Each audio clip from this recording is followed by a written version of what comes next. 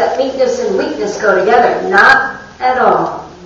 And we need to look at the scriptures to understand more fully the biblical concept of meekness. The scripture says, "Blessed are the meek, for they shall inherit the earth." Jesus says. And then the psalmist writes a whole primer on meekness, and that's what Psalm 37 is about. And I wanted to read to you just a couple of verses from there. "Be still before the Lord, and wait patiently for him.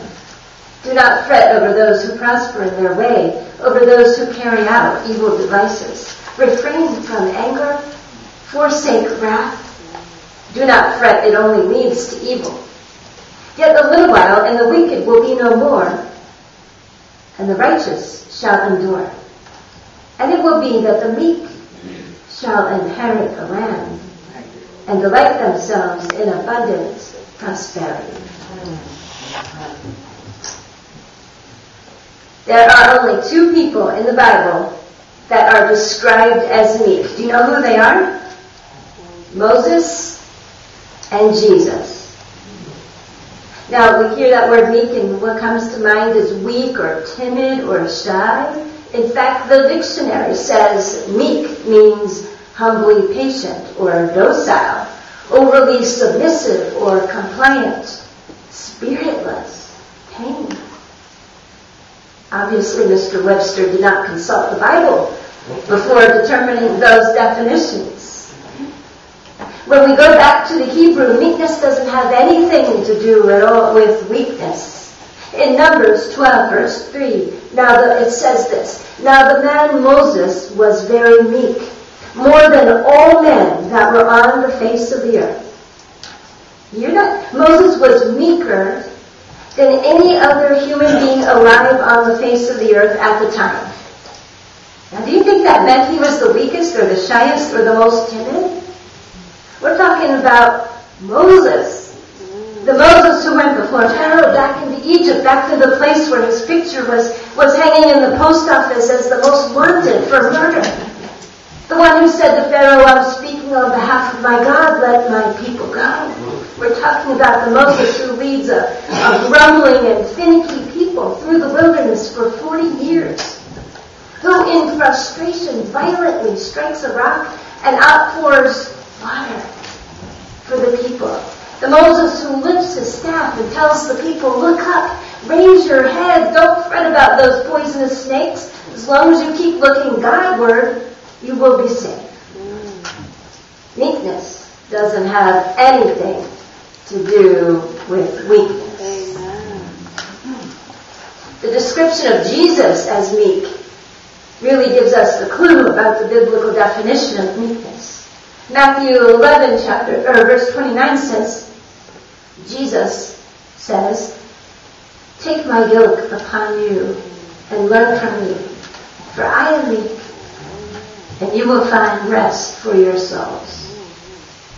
And then in one final place, chapter 21, Jesus is reciting the word from the prophets, giving his disciples instructions about the upper room and the coming Palm Sunday parade, and he says, "Tell the daughters of Zion, look, your king is coming to you meek and mounted on a donkey."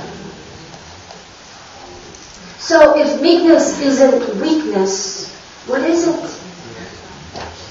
The word has an association with domesticated animals, specifically beasts of burden. Now, I don't particularly aspire to be ox-like, but when you think about it, an ox at the plow is not weak, but extraordinarily strong. The key, though, is his power is harnessed. You see, meekness is harnessed strength. Strength submitted to an appropriate authority. So now maybe we can understand the need to find our strength in meekness as people of faith here today at John Wesley Church. The psalmist says, "You who are meek, do not fret because of the wicked. Do not be envious of wrongdoers, for they will fade soon like the grass. Refrain from anger, forsake wrath. It only leads to evil. The wicked will be cut off, but those who wait for the Lord, the meek, shall inherit the land." So Christians find strength in meekness, this harnessed strength, when they exhibit three vital behaviors. The first is solely focused on the task before them. Verse 5, commit your way to the Lord. Trust in Him and He will act, it says. Oxen yoked to the plow move forward without wasting movement. They put their heads down and work toward the goal. Meekness for this congregation perhaps means harnessing our strength, working together, increasing our strength by joining efforts with a sister congregation. Secondly, meek Christians also persevere. Verses 7 and 9, be still before the Lord, wait patiently, for the wicked shall be cut off. Just as the ox keeps going inch by inch, moving forward in the mud and the rocky soil among the weeds, he keeps on keeping on, field after field. He doesn't ask why. He just knows the work before him, and he does not quit. He knows there are disciples for us to make. There is a world that doesn't yet know Jesus Christ. Field after field, whether it be rocky soil or among the weeds, the ox keeps moving. You know, there are stories about prisoners in World War II in Nazi camps who were made to move heavy boulders from one end of a field to the other. Only the next day they get up and have to move those boulders from that end back to the other end. And many were eventually driven mad, not by the back-breaking work, but by the futility. I think that's what gets to us sometimes, doesn't it? The apparent futility of the work. You've been in this place for 239 years. Recently, you've been seeking the community's involvement, opening your doors. They haven't come. But they're not coming anywhere to the Christian church. It may be that the church needs to go where they are, the new ways in this 21st century. I think for the church, it likely means there will be fewer buildings, but there will be more mission, more entrees into the community. It likely means Bible studies in the public meeting places and key leaders involved in PTA groups and coaching little leagues. We cannot resign. We may shut down a building, but we will not resign. We must persevere. We know how important it is for the world to know Christ. We know how many people are riding by in their cars right now and don't know Christ. They do not have Jesus as their Lord and Savior. We cannot resign. And thirdly, meek Christians work together. You know, it's easier in teams. Right. Verse 11, the meek shall inherit the city and delight themselves in abundance, while the wicked plot against the righteous. There are some children here. Now, if I ask you this, what does 1 plus 1 equal? Anybody know? Yeah. 2? Did you say 2? Well, only for today, remember what I'm going to say next, okay?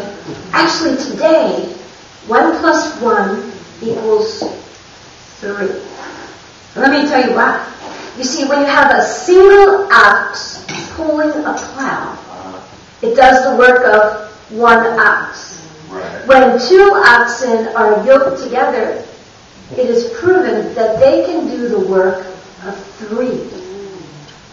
It's the most amazing thing. Have you anybody play football as a kid? Alright, so, you guys, perfect. Stand up. Do you mind? Just stand up for a minute. Now, when you go to football practice, you got one of those sleds, right? Have you ever tried by yourself to push that sled? Is it hard? Yeah. And so, what about, you have those little sleds, right? The single person ones, and then you have the big ones. And when two people work together, you can do the work of 4, right? The single sled, one person, you don't get very far. But when you have 2 people, especially guys that look like you, you can move one of those big sleds. Right? Amen for that? Amen. Thank you. Amen. One of the coolest things to hear the voice, and I've been around the field, do a lot of coaching myself, and to talk about, wow, when we did it together, I mean, we were really strong. That's the point, isn't it? Teamwork strengthens our efforts. Meek Christians seek to work together to achieve greater strength. We cannot be silos. As churches, as individuals, the Lord is counting on us to be more than that. To work together for the betterment of the world in which we live. So does that sound like a plan? That we're called to be Christians together, to be the church, which is about the people of God, not about the buildings anyway. Right? Where 2 or 3 are gathered in my name, God doesn't care if it's in here, out there, or over at the flea market in Joppatown. That's right. But here's the thing. I would be fine with letting God be God and me being behind a plow if I could guarantee the results. You know, have thine own way, Lord, have thine own way, mold me and make me as long as I'm okay with it. That's the part that's sticky for us today. You know, this is not an easy day.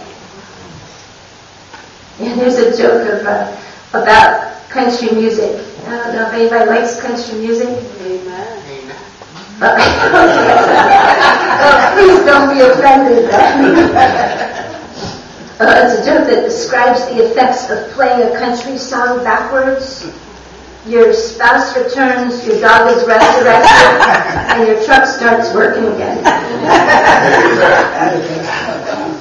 I wish that surrender to God worked the same way. But faith isn't like that. The biblical witness is that the more one is committed to walking with Christ, the harder it gets. The more one trusts in God, the more one must rely on God.